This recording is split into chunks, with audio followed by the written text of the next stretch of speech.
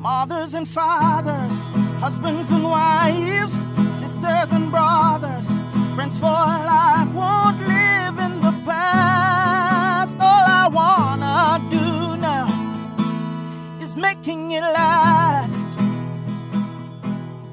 Mothers and fathers. Why should a knowledge of the other's conflict style help both to be more tolerant of each other?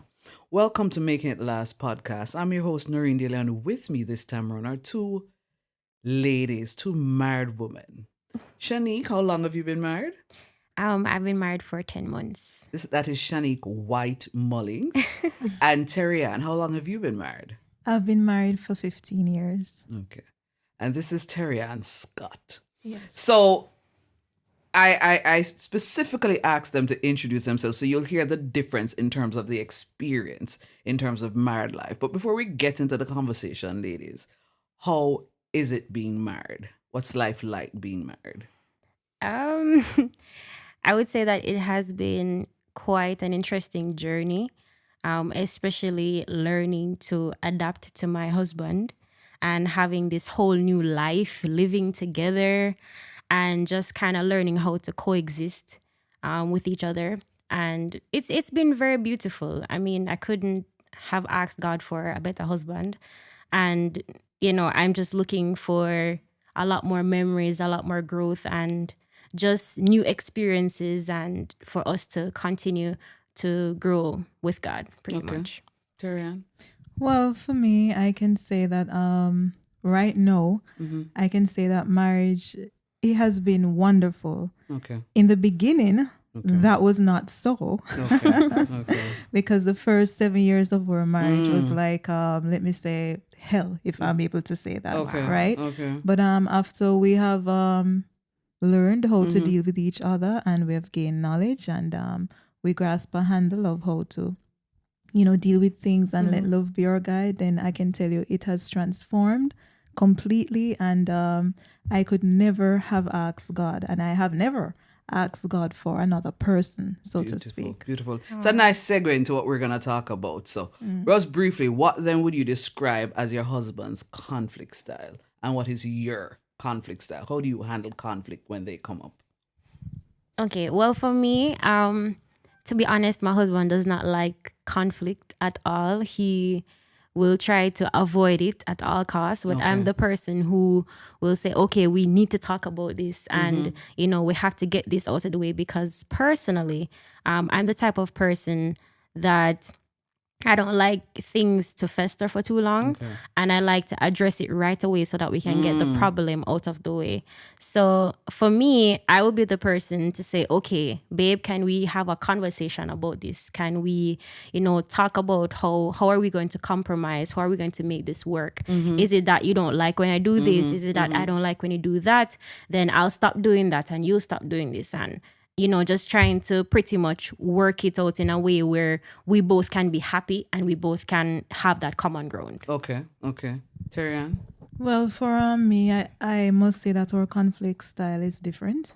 For instance, whenever there's a challenge, my husband, he wants to deal with things now, immediately. Okay. And for me, I think that it is better handled when both persons are in a position where they are calm. They can sit and rationalize and deal with things properly, because sometimes when we're upset initially, it's never best to deal with things if you're not mentally prepared initially.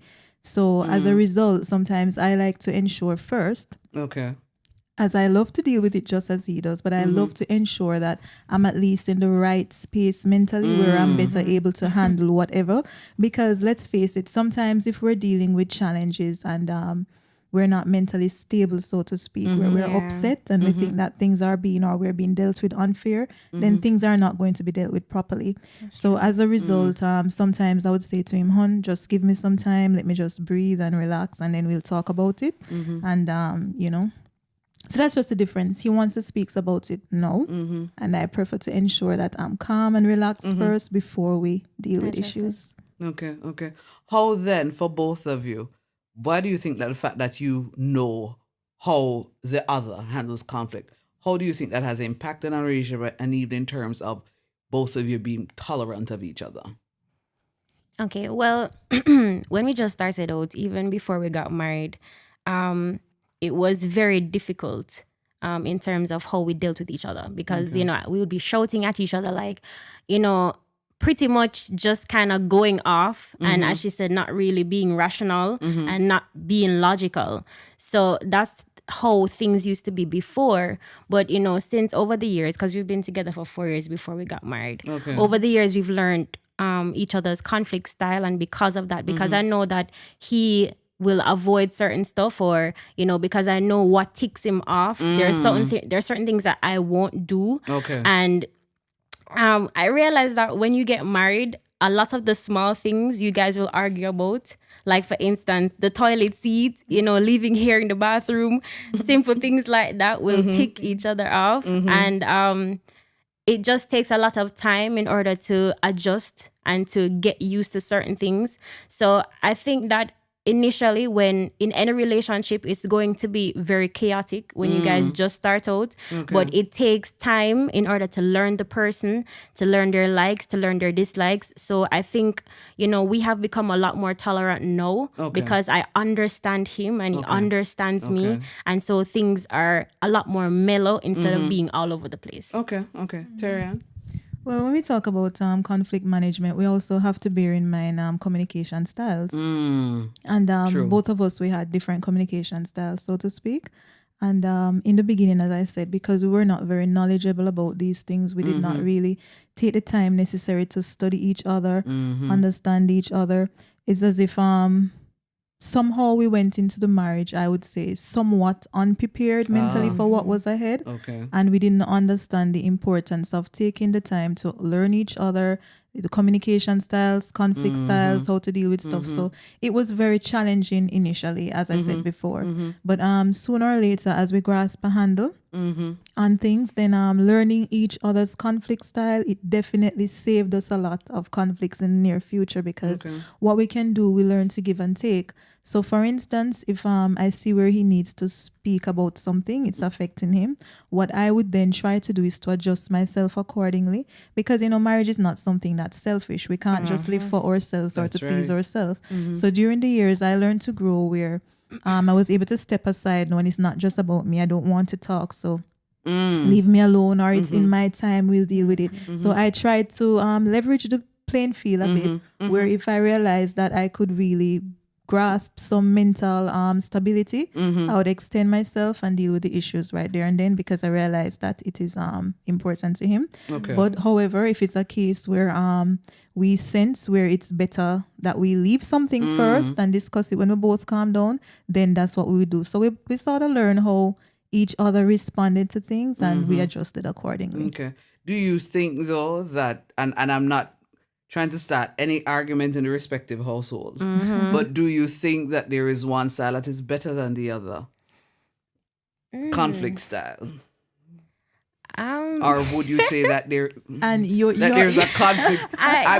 Even if you could see what's happening in the studio right now, so that is why I use that as a disclaimer because one husband is here. So do you think that there's one style that is better than the other, or do you think it depends on the type of conflict or what the situation is? I think it's the type of conflict because there will be times when things happen and I am too heated to deal with it, honestly. So I think it all depends on how drastic the situation is, if I need time to breathe or if he needs time to, take a walk and come back. So I think it all depends on what the type of situation is and how severe it is. So if it's something simple, I think we can deal with it right away. But if it is that, I am too heated, I am too upset, then I don't really want to talk about it because I might say things that will hurt his feelings and he might say things that will hurt my feelings. So I think it just depends all on the situation. Okay. Yes, Shanique says it well. Each situation is different and unique in its own self, and therefore it requires flexibility. We have to be flexible enough to adjust, and some situations, while it's better left to, deal with when we're in a more calm position, so to speak, some situations you just have to deal with it right there and then. Yeah. So each situation warrants its own technique or strategy in which you use to handle it. Okay. I know when you're in the dating stage. A lot of things. Let me not say a lot of them, but sometimes you're just so enamored with the process that you inadvertently ignore some things. Is it from the dating stage that you got an idea of how, he was in terms of how he handled conflict, or is it that some of this just became obvious once you started living together as a married couple? I always tell people that living together, well, as Jamaicans would say, see me and come live with me is two different things. But before we got married, I did spot certain things. Okay. And that's because I deliberately ticked him off just to see how he would behave when he got upset. I know, but for me personally, I want to see how do you behave when you're when it is that you're extremely upset. How do you behave when you're broke, when you don't have any money? How do you behave when you have money? So there are certain things that I did to tick him off to see what was going to be his reaction. Okay. So before we got married, I did see there are lots of things. Well, how would I say no? I saw his conflict style. Okay. So before we got married, there are certain things that I knew that I would have to deal with. So when I did get married, it wasn't that difficult because I had already spent a lot of time studying him and kind of learning him. Okay. Terry? Yes, and well, for us, from in the dating phase, we were aware of each other's communication style, conflict style, strengths, weaknesses. It's funny enough because when we went to premarital counseling, the counselor said to us that no, when you get married, you're going to see another side of your person that you've never seen before, and you're going to wonder, who is this I married? But when he said that, I sat in the chair and I laughed because I was already exposed to all of his weaknesses, all of his strengths. He was exposed to mine because we're sort of similar in the sense where we don't love to pretend. So we're very expressive. So however we feel, we express that. We're not good at keeping that. So it was very evident from in the dating. Okay. Phase. What would you then say to those who are dating or those who are probably recently married in terms of being able to identify? What would you say in terms of the whole idea of conflict management then? What would you say to them? Well, I would say to definitely take the time out to learn who you are with, learn what it is that, gets them upset. All the previous things that I said before. But I think relationships and marriages are really about being intentional.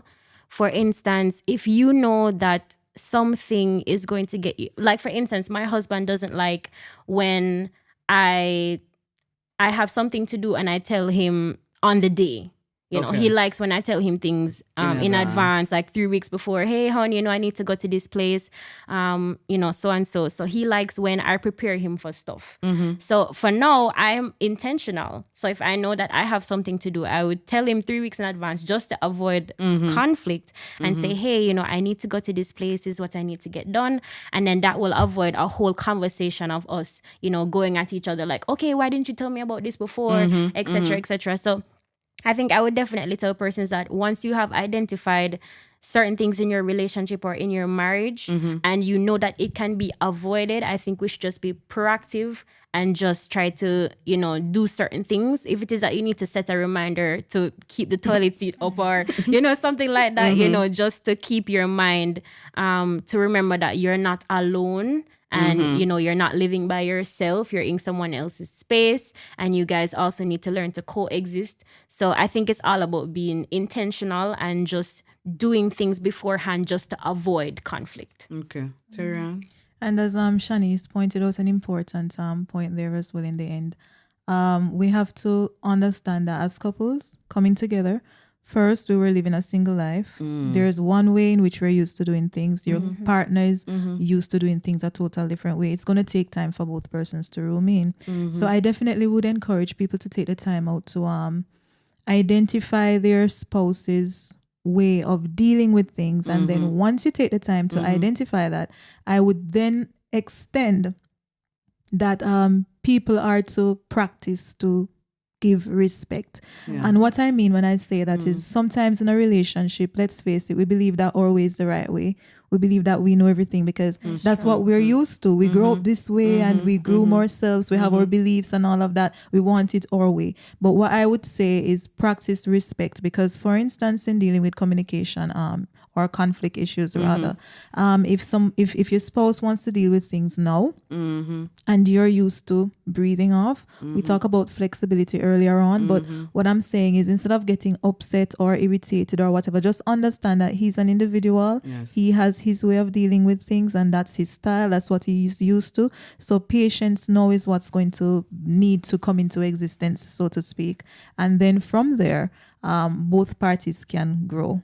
Okay. I just wanted to add to what Terry was saying. Not straying, but the other day somebody asked me, what is married life like? Similar to the question that you asked before.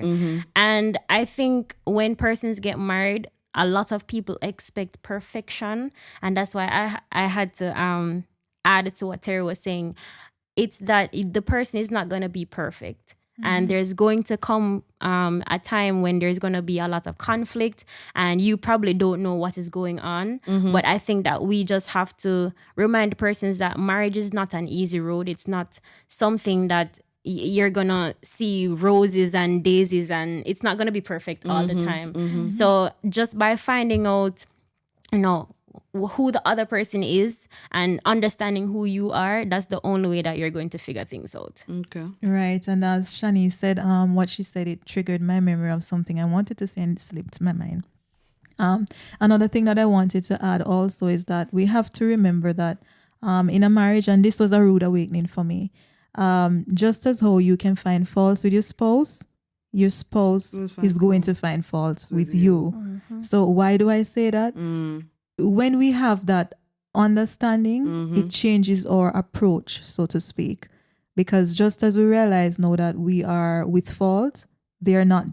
It changes. For instance, instead of seeing your spouse as a problem, you realize now that, hey, he has issues with you, you have issues with him. So you change the way in which you deal with it on a more humble platform, so to speak. Thank you so much, ladies. Why should a knowledge of the other's conflict style help both to be more tolerant of each other? I am sure for those of you listening, whether you're dating or whether it is that you're married, you got some food for thought, because this podcast is all about helping us to have better relationships, not just with ourselves, but with other people. Thank you, ladies. I'm Noreen Daly. Until next time. Mothers and fathers, husbands and wives, sisters and brothers, friends for life, won't live in the past. All I wanna do now is making it last.